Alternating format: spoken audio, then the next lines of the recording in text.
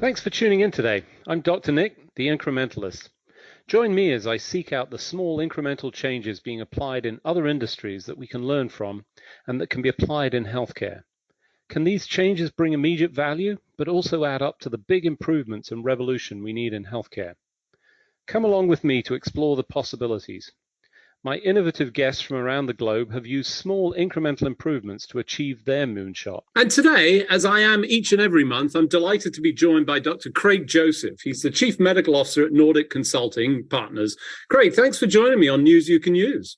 I look forward to it every month. I doubt that for at least a nanosecond, but okay, I'll buy it this time. So happy Thanksgiving to you, of course, hope the year has been good. It's certainly been an interesting year.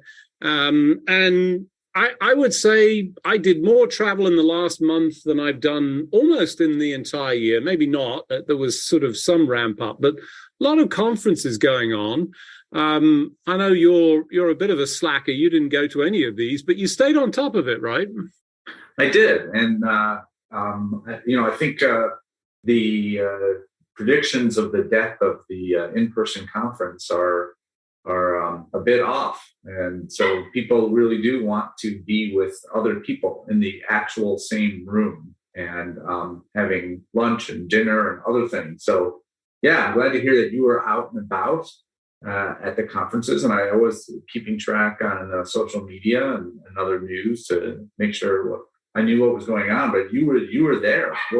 Tell us everything. Yeah, so I don't know that I can tell you everything. In part, my memory fails, at least after a period of time. So let me try and cover the generalities of the couple of conferences that I went to. And you actually captured one of the key issues, or not issues, one of the key positives for me. And I think that's the fact that it was in person. I did wear a mask occasionally, but it wasn't all of the time. So it was more associated with times when I felt like there was a need, because we're still not sort of entirely out of this pandemic. But without the mask changed the whole experience. And as you rightly pointed out, we're social human beings. And I had a number of instances where I just got to meet people that were really cool, very impressive in terms of individuals and the sort of opportunities that might arise. I had breakfast with John Glazer. I mean, he's like a major person in our industry. He's sort of set a number of things, and I sat down and had breakfast and got to talk to him and pick his brain about some of the history, which was great. And I ran into some old friends. So that for me was the big positive. I think the negative or, not so good experience, certainly in at least one of the conferences, was the mismatch between numbers of people that they expected coming and what actually showed up. And what showed up was way over the odds. It was far more. And that was part of the mask issue for me. We saw a little bit more. Oh, and by the way, from a security standpoint, walking around Vegas, I always wear a mask because if anything defeats these cameras, I'm hoping that those masks are going to do the job. Wait, we're not recording, are we, right now? No? Because, talking about how you're trying to evade security in Las Vegas. I've let the bag out. I've let the cat out of the bag, not the bag out. Yeah. So I thought you went to these conferences to learn about healthcare and IT, and it sounds like you're just going to gamble is what I'm hearing. Oh, definitely not. I would say that I am certainly at the other end of the spectrum from a gambling standpoint. Both with maybe that's not true. I have jumped out of the planes, which, is probably a little bit of a gamble. But I'd say so. When it comes to money, I'm a definite, that's just not going to happen. Same with my health these days. So I try not to. But yeah, it was. And as I said, I got to interact. And the other positive with real in-person interactions was a number of people that I saw on stage talking about some of their experiences that just really lifted my spirits. And, for the most part, I'm a proton. I try and remain positive. And I have to say some of my recent experiences with healthcare have not have been a little bit negative, shall we say. I'm trying to be as nice as I can, but it's a real strain. And I witnessed a number of folks who really managed to pull the thread of positivity and the potential to really make some impact in inequity, in gender bias, and in the delivery of widespread healthcare. And that was inspirational for me. A couple of the sessions that I saw, some of the folks that I managed to meet, and I'm looking forward to having on the show in the coming weeks. Well, that's great. And I think everyone really wants to know, what did John Glaser have for breakfast? Seriously, though, I do think that you learn more at these in-person conferences than you possibly could, because your focus is on the person that's talking, 20 feet or 30 feet away from you often. And as opposed to kind of sitting on the computer screen and staring at the screen, and then you're also looking at other things that are happening and answering email. And so what was a standout for you over these conferences that you attended in the last couple of weeks, would you say?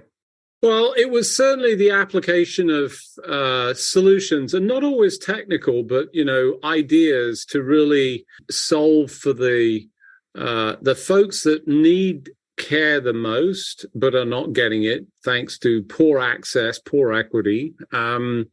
And when it came to technology, and obviously I'm a geek, so tend to be more focused on the geek thing. I had a few organizations that stood out. And to be clear, I may have missed some.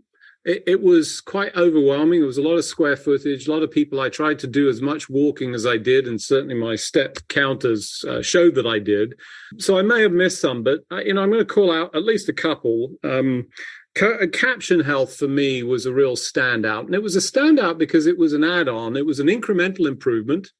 And what they do is allow people to acquire a ultrasound image without all of the expertise that a ultrasonographer has and all of the training, by using essentially what they term GPS. And that was a little bit confusing to me, because I was thinking they had some chip in there and they were, low, but that wasn't the case. They were using the image processing to say, I can understand what you're doing wrong, and I can guide you with a screen using essentially some software components. So moving you essentially trying to make an expert sonographer out of your average non-expert. Yeah, and there's certainly going to be some ultrasonographers and folks who are going to say, oh my goodness, that's my job going out the window. But the reality is we don't have enough access. We don't get it out into the community. This is the potential to push out skill sets. And folks that know me know that I'm very passionate about other continents, particularly the African continent, because I have some roots there. And that's something that's very underserved in terms of healthcare solutions and offerings. And this is a great way to deliver it. And it can be life-changing. I've done a number of interviews with folks that are actually out there doing some of the work, but there's not enough people to do that. And this is one of the ways. And the other one that stood out to me was the other incremental improvement around the stethoscope, which, famously has been called dead. It's interesting that there's barely a picture I see of anybody that is a physician without, some accoutrement. In fact, my own logo has that over it. So let's be clear, it's almost as good as the little logo that we have, which I can't remember the name of right now. But it's old technology. I think somebody said over 100 years old.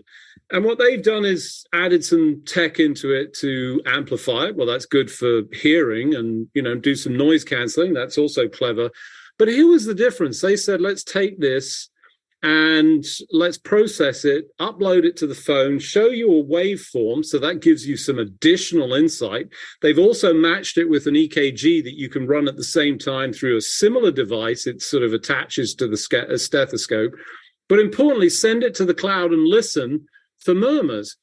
And, again, you might hear some folks say, well, wow, if we're going to do that, we don't need the physician. And that's not true. The problem is that the very narrow band of cardiologists who, you must have had these in medical school, the cardiologists that would take you on rounds and say, right, go listen to that grade X murmur at this position. And, all the medical students and even the residents would go, oh, yes, I can hear that. That's a great murmur. Yes. Very, very. Oh, yes. The classic. Yes. Oh, yes. And how many of us were lying? Let's be clear. At least I certainly remember it was a real challenge. But here they're saying we're going to expand that capability into the community. And again, to underserved communities where you can put it in the hands of people that are probably not best experts at it because they don't hear them often enough, don't have, sufficient exposure. And we're essentially expanding access and allowing for earlier diagnosis. That seemed pretty cool to me. That's great, and I think it's hard to underestimate how helpful something like that could be, or overestimate, I think is what I meant to say. It's a good thing. It's a good thing. A lot of us don't have, are not cardiologists, and certainly it's when you are someone who specializes in just listening to heart sounds, you get very good at that, and the rest of us are not just listening to heart sounds and don't have the breadth of experience. And just a little boost can get you in the right direction to say, can I handle this, or do I need to refer this patient out? And those are the kinds of things that I think really can be a difference maker, just to point you in the right direction. You're not making a definitive diagnosis. Same with that kind of pocket ultrasound material, to be able to just say, yeah, there is something big there that I need to be worried about, or there's not. And that point, if I'm trying to decide what to do, that can help point me in the right direction. Right. And, the other thing about the noise cancellation and the stethoscope that I think is interesting is, and I would think about this in pediatrics from your perspective, but, getting a child to stop breathing so that you can hear the heart, because both those sounds are present in the chest, is quite difficult. It's for some adults, it's quite difficult, but the noise cancellation can do that. And that's what you saw in the waveform, was you just saw heart sounds versus the overlay of the respiration, because you can say, let's subtract that out digitally, already improving things from a diagnostic standpoint. That makes a lot of sense. And one could imagine someone getting more comfortable kind of looking at the waveforms than listening to the sounds, which is a very interesting concept. Right. So for those of you just joining, I'm Dr. Nick, the Incrementalist. Today I'm talking to Craig Joseph. He's the Chief Medical Officer at Nordic Consulting. We were just talking about conferences, some of the innovation, obviously the spread. And then one of the other things that I'm trying to think of the timing, it's hard to know, it sort of moved relatively rapidly, was the change in social media. And I'm not sure what's going to happen with Twitter. Obviously, I'm going to ask the expert here, and Craig will tell us, and what we should all be doing. Okay, that's a lot of pressure, Dr. Nick, to tell you about what's going on with Twitter. It seems to be in a death spiral as we record. It seems as if the new owner wants it to go away by some of the actions that he's taken, either purposefully or not. But so I don't know. Obviously, no one can really know what's going to happen. It's confusing. A lot of the safeguards seem to have been removed. There are questions about the ability of the infrastructure to withstand attacks and big uses that are coming from big events like the World Cup and other things. And so I don't know. Certainly, a lot of people are considering alternatives, and there's a lot out there, of course, LinkedIn and Instagram, but Twitter really hits a sweet spot for a lot of people. And I know I learn a lot about the news, and I learn a lot about healthcare from experts that I follow. And I would certainly be sad if the entire website goes down. Mastodon, which is a word that I've only used in the past to refer to a very large mammal, seems to be the new thing. And that people are saying that, hey, this is how you hedge your bets by getting a Mastodon account. So I'm very proud to say I have now acquired a Mastodon account, and also want to be clear that I have no idea how to use it. So it's much more. Mastodon is kind of like Twitter, but it's not. There's no central kind of holding company, so anyone can create a Mastodon server, and so but they all talk to each other. It's confusing. So in summary, I don't know what's going to happen.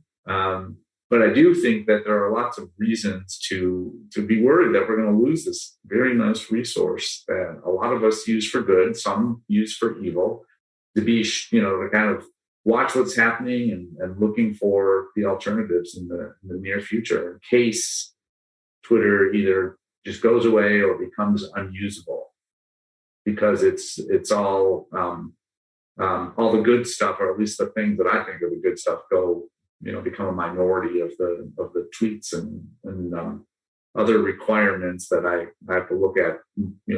Ironically, more bots or more malicious type material.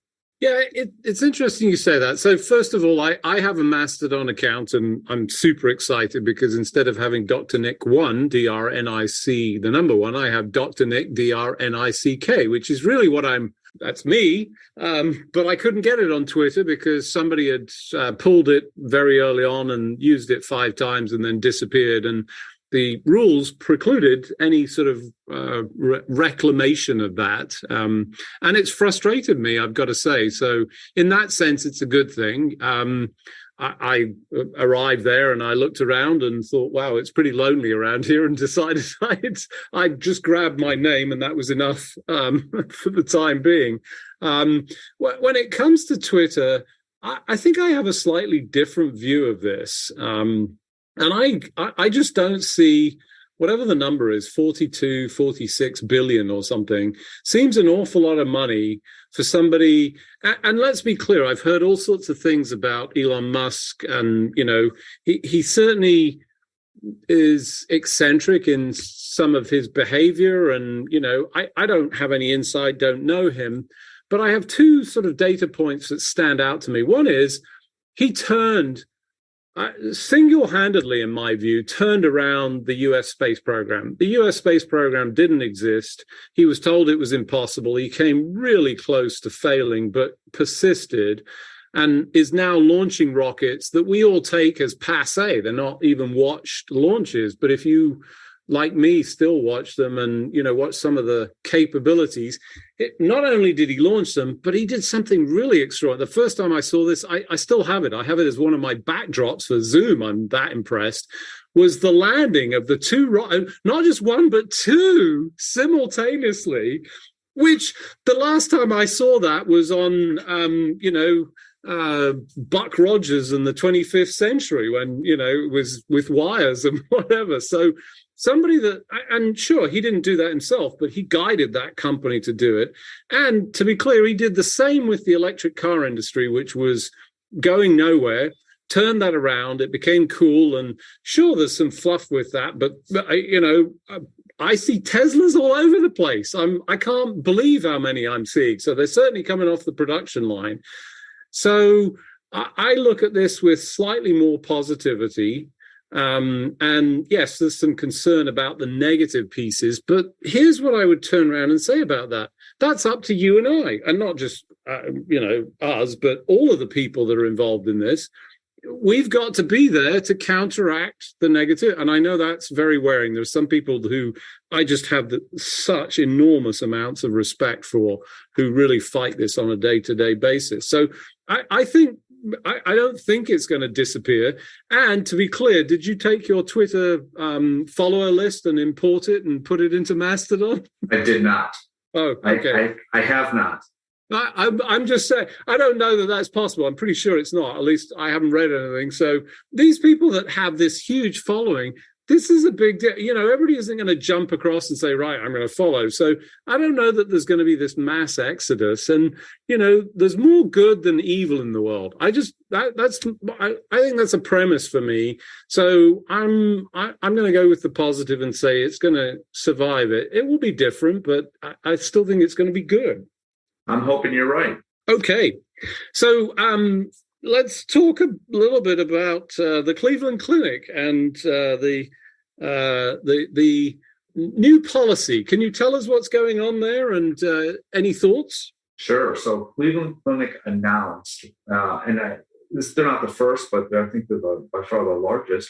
They announced that under certain circumstances, they were going to start charging for patient portal messages. So when you log on to your patient portal, whatever it's called, and send a message to your doctor, you're going to get a little pop-up if it's Cleveland Clinic saying, hey, we might charge you and or your insurance, if you have it, up to, I think, $50, $50, to answer the question that you're about to pose. And don't worry, because if you have insurance, it will likely cover some of it.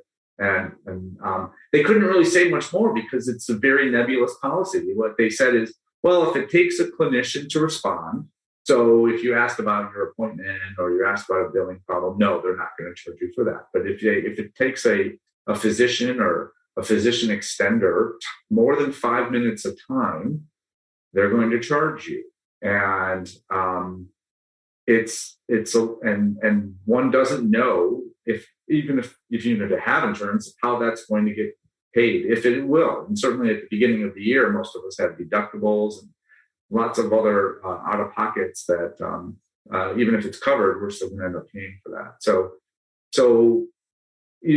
clearly they're trying to solve a huge problem, which is that physicians are spending a lot of time responding to these messages, and almost none of them are getting reimbursed for this because it's kind of considered the same as answering the phone. If someone calls and says, well, I've got this rash and I don't know what to do with that, you would never think about charging for that. But it's become so voluminous, the number of requests that they're trying to do something, which I completely appreciate. And I think that 5 minutes, 4 minutes, 6 minutes, however much time clinicians are spending should be taken into account and should be, part of, they should be, paid for that.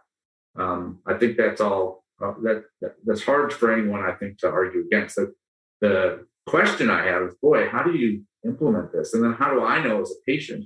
I'm a physician, and I don't know sometimes, and when I send a message, how much time that's going to take.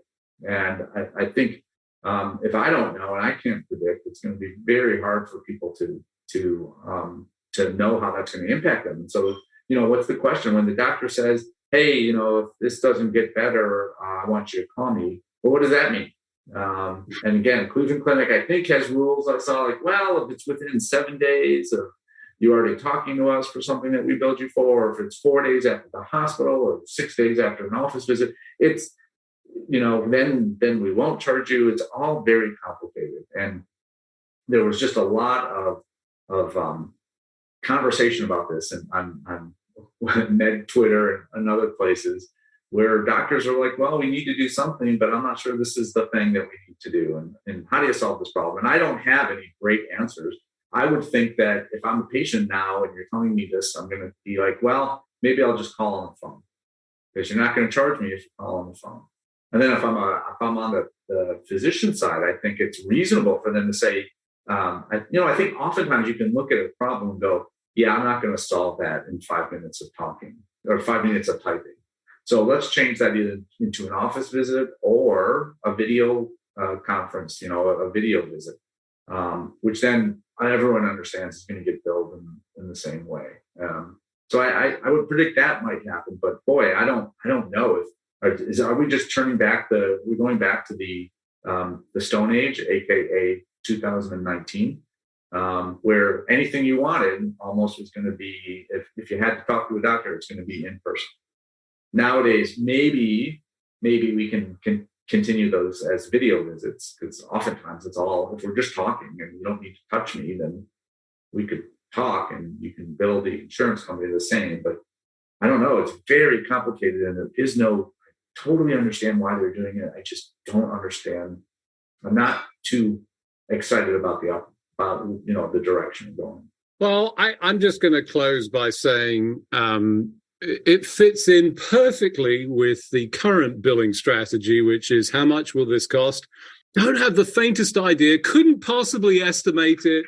But you better pay us when we figure it out. Here's no data or so much data that you can't make any sense of it. So I feel like there's going to be a data transparency for my chart messages regulation that will come out in 20 years' time when people have realized that this doesn't work. I, of course, am jesting a little bit. I'm with you. I see both sides of it, but I think that's it creates a very challenging problem. We've already got enough of this. We have to find a better methodology. Unfortunately, as we do each week, we've run out of time. So just remains for me to thank you, as always, for coming on the show, sharing your fantastic wisdom and delightful insights that continue to make me laugh, which is one of my other key strategies of surviving this world. So, Craig, thanks for joining me today. Thank you for having me. I'm glad I could be so definitive in telling you exactly how to move forward. Thanks for joining me today. Do you have any better ideas, or have you found a small incremental change that's brought about a big improvement in your world? Let's continue the conversation on our hashtag, The Incrementalist, or share with me at Dr. Nick1 on Twitter. You can find more information about the show on our program page at healthcarenowradio.com. And tune in next time to hear my discussions with leaders and innovators from around the globe who've revolutionized their space by using small incremental improvements to achieve their moonshot. I'm Dr. Nick, the Incrementalist, and I'm starting a revolution through evolution.